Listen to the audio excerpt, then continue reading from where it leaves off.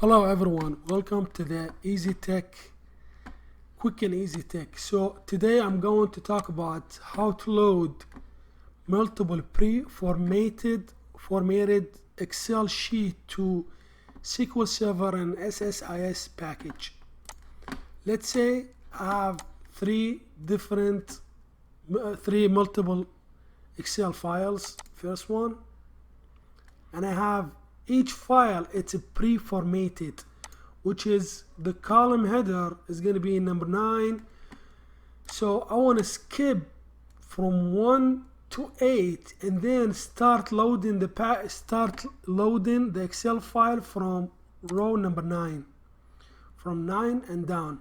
So how can I skip 8 rows? So I have three multiple files. I have Europe, I have USA, the same thing, and then I have employees for agent, the same thing. Guys, you have to remember that all of them is going to be the same. It's going to be the same. So I'm going to skip 8 row from the 3 files. If you have, for example, if you have for example, you want to skip 9 rows here and the second file is going to be 7, yeah, you have to create a second data flow task. Since we have all of them is going to be the same, so we want to skip 8 rows and then we're going to start from 9. All of the files, USA the same way, and you have Asia, it's going to be the same way. All of them we're going to start loading from number 9, from rows 9. So let's go back to Visual Studio. Okay, so since we have 4 columns, ID, first name, last name, and state, so we need to have table in SQL Server database. So I already have a table in a SQL Server database. It's going to be a customers, and the database that I have is going to be SSIS test, and I have only one table in this database, customer. So let's go back to Visual Studio, and then we're going to create a new package. Right click in packages, and then create a new package. So every time you want to load data to any destination, you have to get the data flow task, drag it and drop it, and then you're gonna double click on it, and then we're gonna pull the data from the Excel file. So which means we're gonna get the Excel source. Go to the other source, you're gonna get the Excel source here, double click on the Excel source, and then we're gonna get the connection, Excel connection manager. We have to navigate to the table, to the source for the file, click new, and then we're gonna browse. Let's just copy this path, and then let's go back to the Visual Studio, browse, and then okay, so I already have it here, I just paste it. Okay, so now I have 3 tables, so let three files. Let's just click on one of them, customer. It doesn't matter, you want to click on AJ USA, just click on one of them, because we're going to use ForEach Loop. We're going to loop through each single file. Let's just click on Europe. First row has column. Keep this, you have to keep it, because we're going to have a problem with the column names. Just keep it. First row has a column which is doesn't have it. The first row is not going to be a column name, but just keep it, because the column name is going to start at 9, number 9, rows number 9. Just keep it for now. First row has a column names, yes. Click on it, and then data access mode, we have to change it. Why? Let's navigate to the sheet name. Click on it. We have only one sheet. Each file have one sheet. If you click on it, you go to preview it. Look what's gonna happen. Preview it. It's gonna be null. This is going to show you. That's the template. If you see that's pre-formatted. We want to go down to ID. This is gonna be the column name, the column header. ID, first name, last name, and state. So what we have to do here, because the source is confused, so what we have to do, close it, and then go back to data access mode, click the drop down menu, and then you're going to select SQL command. Click on it, and then what we have to do, we're going to do the select statement. Select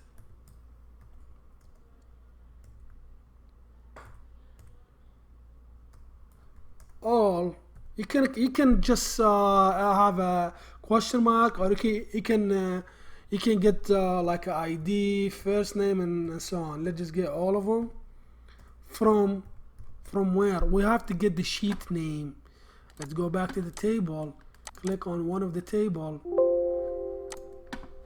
on a second, because it's been used. Okay, so that's the sheet name. We have a sheet name. All three files I have the same names. Sheet 1, sheet 1, and sheet 1. So the sheet 1 and the second file and the third file. Let's go back again. And then we have to open bracket. Open bracket. Select the sheet. Exact the same name. Sheet 1. What we have to do, we have to get the dollar sign. The dollar sign, and then you're gonna get the A, letter A. A is gonna help us to skip to rows number 9. So we wanna go down to number 9. We wanna start from number 9. Number 9. We're gonna skip 8 rows. Let's get to number 9. Go back again. Number 9. Colon. And then we're gonna get the B. This is, let me show you what the difference between B and P. Let's say with B and close the brackets. So what's gonna happen here? This is okay. So let me just show you. Right click, go back to Visual Studio. This is how it's gonna be look like. Open bracket, the name of the sheet, a dollar sign. A, because A is going to help us, letter is going to help us to skip to rows number 9. We're going to start from number 9. Number B here, what's B here? B here if you want to get only like the first 100 rows or the first 10 rows or the first row only. So what's going to happen here? Let's just preview it again. Preview it. So we got it. So we have ID and first name. We started from 7, 8, and now. So we have only 3 rows in each table. That's the column header. But we have a problem here because it does not display all 4 columns. We have 4 columns here. If you go back again, we got 4 columns: ID, first name, last name, and state. So we have to get the full column. So what we have to do here, go back again. We're gonna change the letter from B to P. Change it to P. Go back again here. Let me show you. Just change it to P only. That's it. Go back again. Preview it. We got it. We got ID, first name, last name, and state. We get everything. So now just gonna, okay, let's go to columns. Click on columns. We're gonna map it. Look, everything is mapped. ID, first name, last name, and state. Click OK. Since we are going to load the data to SQL Server table, so we have to get the OLEDB destination. OLEDB destination. Drag and drop, and then let's just connect it. Source destination. Double click on destination. We have to navigate to the database. We have a database here. Click new. Let's just remove this. Let me show you how to create a new one. Create new connection for the database. You have to get the server name. Is the easiest way. Go back to SQL Server, click on connect database engine, and copy it from the server name. Copy and paste it in the server name toolbar. Okay, here we got it. So now we have to navigate to the database, and we have a database. My database is going to be SSIS test. It's going to be in table customer. Go back again, select the proper database. SSIS test database, click OK, click OK. Now we're gonna navigate to the table in the database. Since in SQL Server I have only one table called customers, I don't have multiple tables, just one table. So I'm just gonna select customers right here. We get the customers, and then let's go back to mappings. Click on mappings, and now we're just gonna map everything. So we got, so this source comes from the Excel file. This I mean a data type. This data type and columns comes from this Excel file, and this one from the SQL Server destination. So that you're gonna map first name and last name. Look, because the column name in the Excel file is different than the column name in destination. We have it in F name. This is for the Excel, and the destination we had the full name, first name. We're gonna get the last name and ID, but we're gonna have a problem. Why? Because we're gonna have a problem with the confliction between the data type. If you hover over the DB destination, it says first name, which is the first name comes from the Excel file, is gonna be Unicode, and the first name in destination is gonna be non-Unicode. So if you go back to this, if you go back to SQL Server, just I have created this file. Just click on columns and look. I have 4 columns. I have ID, integer. First name is going to be varchar, which is string, non-Unicode. It's going to be the 100. The length is going to be 100. Last name varchar, which is string, 100. State, because it's going to be only 2 letters, so I have car. So which is a character 2. It's going to be string, non-Unicode. This is only all 9 Unicode. So what we have to do here, go back to Visual Studio, and then we have to get something called data conversion. Drag and drop, and then break the connection, and then we have to get we have to convert it. Get the data conversion, and then connect it again to the database. So what we have to do, we have to convert the data type comes from the Excel to match the same data type in destination. Click in the data conversion. We want to convert all of them. So the name, because I have the name here in the database, is going to be integer, and I said, and for the first name, last name, and state is going to be string. It's going to be non-Unicode string. We'll have to get the length 100, 102. Go back again. So we're going to change it to the integer. We're going to get the integer right here, 4-byte sign integer. And for the first name, last name, and state, we have to get, this is Unicode, we need to get the non-Unicode string. Non-Unicode, click on it. So this is string, is going to be non-Unicode string. Non-Unicode string. And then we have to get the length, because we had 100, and the second one, the last name is 100, and for the character state, we have only 2. So now, because we converted the data, so we're going to have a new name. So this is going to be copy of ID, copy first name, last name, and state. We have to remap destination again to the new columns, converted columns. Hit OK. Go back to destination, click on destination, and go back to mappings again, and then you have to remap it again. So this is the converted data type. Click on it, drag and drop on ID, or you can just do it from here. First name and last name, copy the first name, copy of the last name, copy of the state. So now all these columns comes from, it has been converted by the data type, and go down with destination. Click OK. Now everything is good. Let's go back to the SQL Server, and then let's save the table. Okay, let's select the table and see, make sure there is no rows inside the data. We don't have data here, no rows. Let's go back to Visual Studio. So we pointed on only one file, so it's gonna load only the Europe, but we need to loop through. Let's just go back again here and see what's gonna happen. Click start. We're gonna load only one file for now. Everything is good, successful. Let's go back to SQL Server. Execute it. Okay, so we got 3 columns. Remember, each file has 3 columns only. So 3, 3, 3, and 9. So now we get the first table, the first Excel file.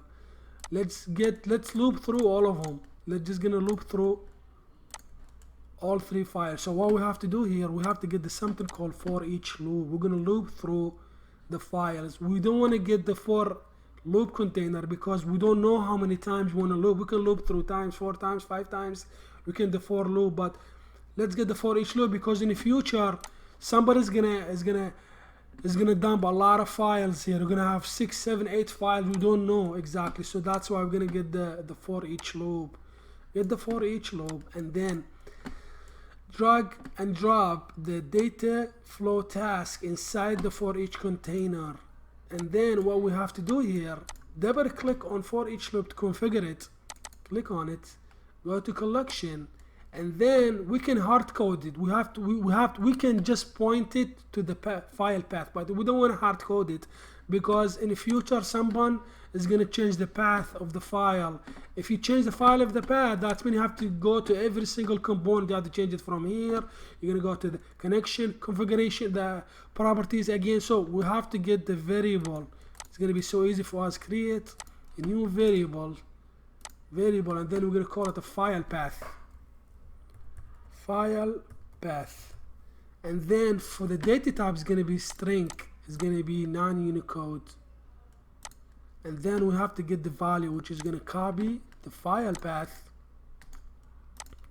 and we're going to paste it in the value section. So what's going to happen? Why we have a variable?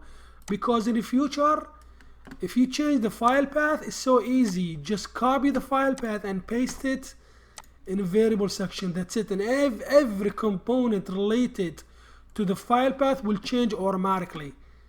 So now what we have to do, what's going to happen here, if we're going to run the package. So hold on. Okay, so let's go back again to for each loop, and then go to connection, go to expression. We have to get the directory pointed associated with the file path. Expression, click on the expression property, click on the property, and then we have to get the directory. Click on directory expression, and then we have to drag and drop the file path. Click OK, click OK. So now what we want to do for the file, do we need to load all the file? Like for example, if you have a TXT file here, or you have a CSV file, you have multiple files, do you want to load all of them, or you want to load only the Excel file? Let's say I want to load only the Excel file, which is the extension is going to be XLSX. So I just want to load for now. I want to load for now only the Excel file. Just remove the asterisk and then get the extension for the Excel file, XLSX. And then what do you want to do? You want to get the full qualified, or you want to get the name of the extension? It just doesn't matter. For this scenario, it doesn't matter. You can have this one, you can have this one. Let's just have the name and the extension. Click on the name of the extension. This is only different if you have a different scenario. Okay, so click on name extension and then go to variable. We have to save the name of the file because we chose the name of the extension. So we have to save the name of the file, the name of the extension of the file inside the variable, because we already have the file path variable, and then we need to have a name in the extension, and they call it a file full path. File full path containing file path and file name and extension. Variable mappings, create a new variable, and then we're going to call it a file name. Click on the file name, click OK. So now what's going to happen? The for each loop is going to loop through the same file 3 times, because we have 3 files. So for each loop is going to loop through 3 times for only this file. Let me show you how. Let me show you why. Execute the package. Everything is done. Let's go back to SQL Server. Get the data. Look, we loop 3 times with the same file, the same sheet. 3 times 789, 789, 789. So what we have to do now, we have to go back and get and configure the Excel file connection. Right click on the Excel file connection, properties, and then go down to expression.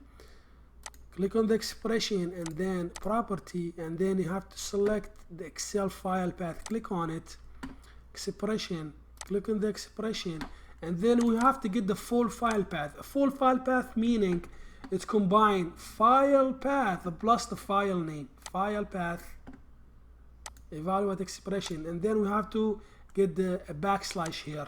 We're gonna add plus single quote backslash. I mean this sorry, double quote backslash, and then okay, let's just, if you are confusing, plus double quote backslash double quote plus, and then we can drag and drop the file name. So that's, they call it a file full path. Click on OK, click OK. Now we have to set the delay validation, because the for each loop try and for each loop and the connection and the data flow task in trying to validate the data, because we set the directly through files, but the for each loop, it's thinking that we are looping through one file, not 3 files. So we have to do click on Excel Connection Manager, right click, properties, and then gonna go get this and change the delay validation to true. The same thing with the data flow task. Click on the data flow task, right click, properties, and set the delay validation for true. So now what's gonna happen? Click on the file. Let me show you. Let me just build and okay. Let's just loop through it. Okay, let's just execute the file, the package. Execute the package. See what's gonna happen. So everything's successful. The package has been executed. Stop debugging and go back to the SQL Server. Click on it. Look, let's just get an order by ID. Okay, so let me show you what's gonna. So what happened? So I loop through all the files. 1, 2, 3, 4, 5, 6, 7, 8, 9. So I have US, AJ, and Europe. I have 3 files. If you wanna add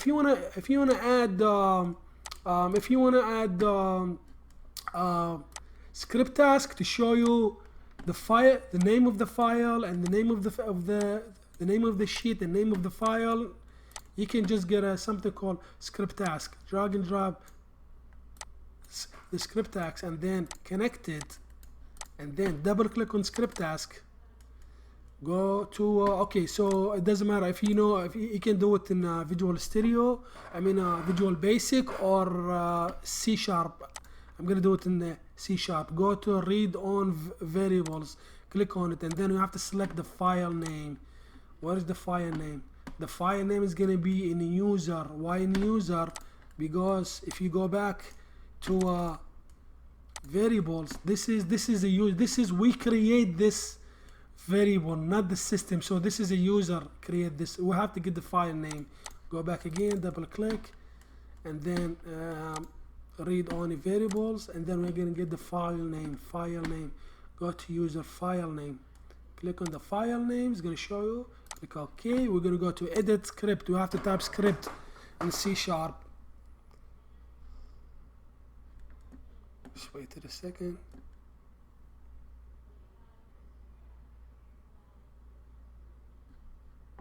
Give it a time. Okay, it's loading now.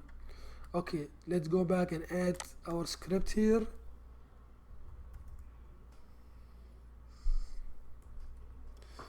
Message box dot show, and then you're gonna open parentheses DTS dot variables,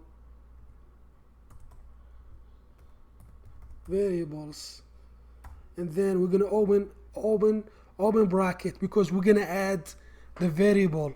So double quote user colon, and then we're gonna get the file name, the name of the file,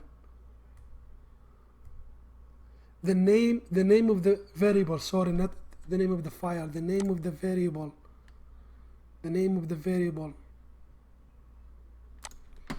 file name, we name it file name, sorry, file name, and then double quote, and then close the bracket. And then we have to get the value to string. We're gonna convert it to string. We done here. We're gonna add one more parenthesis and then semicolon. So we done. We're just gonna build it.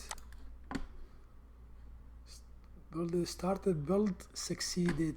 Save it and close it. Close. Okay. So now we have to remove the data again. We don't want to have a duplicate data. So select again. We don't have rows anymore. It's empty. Let's go back again and see what's gonna happen. So we loop through the first. So the ForEach loop picks the customers Europe, the first one, the customer Europe. Let's go back again here. Look. Hold on a second. We have to click OK to get executed. Okay. Click OK. So we loop through.